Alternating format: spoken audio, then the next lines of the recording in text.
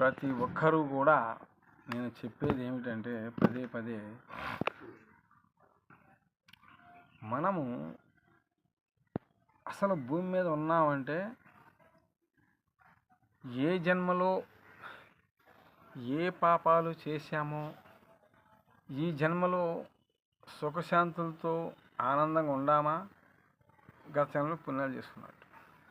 లేదు ఈ జన్మలో మనం బాగా కరువు కాటకాలతో అల్లాడుతున్నామా, ఆ జన్మను ఇదైనట్టు. అలాగే అని కూడా మీరు తక్కువ నుంచి నేర్చుకోమాకండి. ఎందుకంటే మనకి భగవంతుడు మన భూమి మీద పడేటప్పుడే మనకు కొన్ని రాసి పెడతాడు. ఇదిలా నాయన నీ వ్యవహారం అని. నువ్వు ఆ టైంకి వచ్చేపటికల్లా నువ్వు అనుభవించాల్సిందే అని నుదుటిని రాస్తారంటారు. అంటే భగవంతుడు అక్కడ మన పుస్తకంలో రాసి ఇస్తాడనమాట.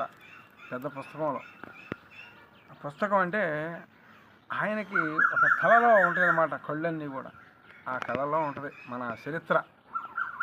తల చుట్టూ కళ్ళే ఉంటాయి బ్రహ్మ.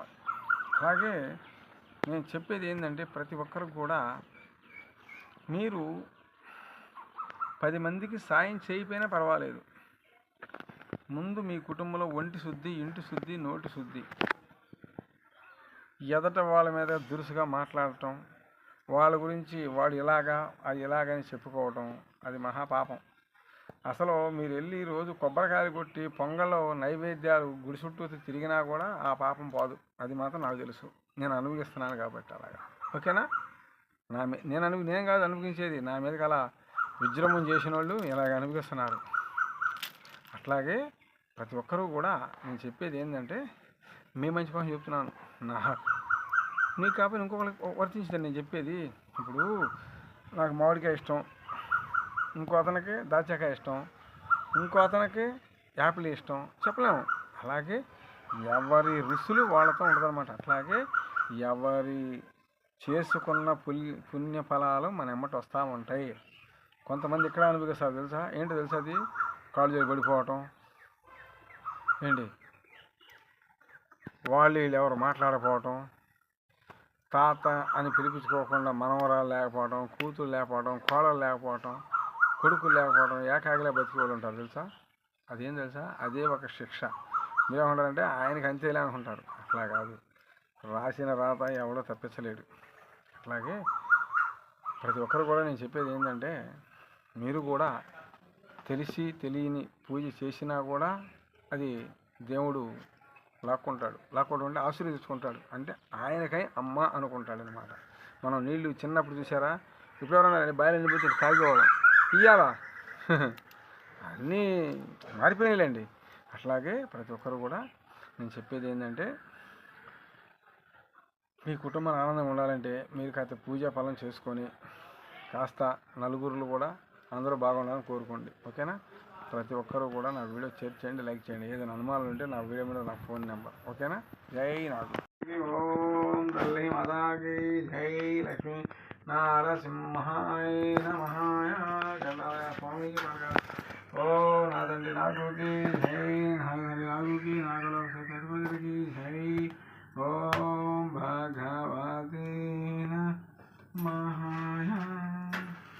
ఓం తల్లి మాతాకి జై. ఓం నాగమ్మ తల్లి నమః. ఓం తల్లి మాతాకి జై. అమ్మల గన్నమ్మకి జై. నాకు ఓం తల్లి మాతాకి జై. అమ్మ తల్లికి జై. మమ్మగన్నమ్మ తల్లికి జై. నాగమ్మ తల్లి నమః.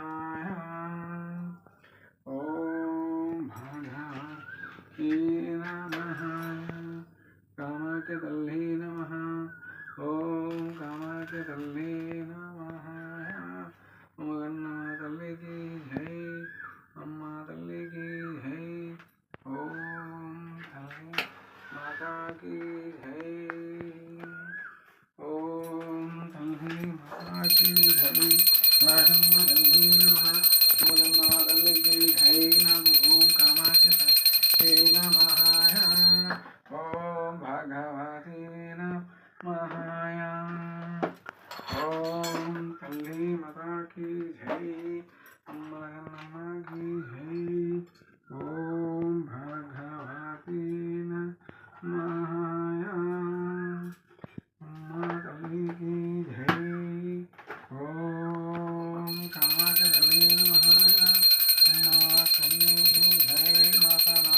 శక్తి అధిపతులకి జై. ఓం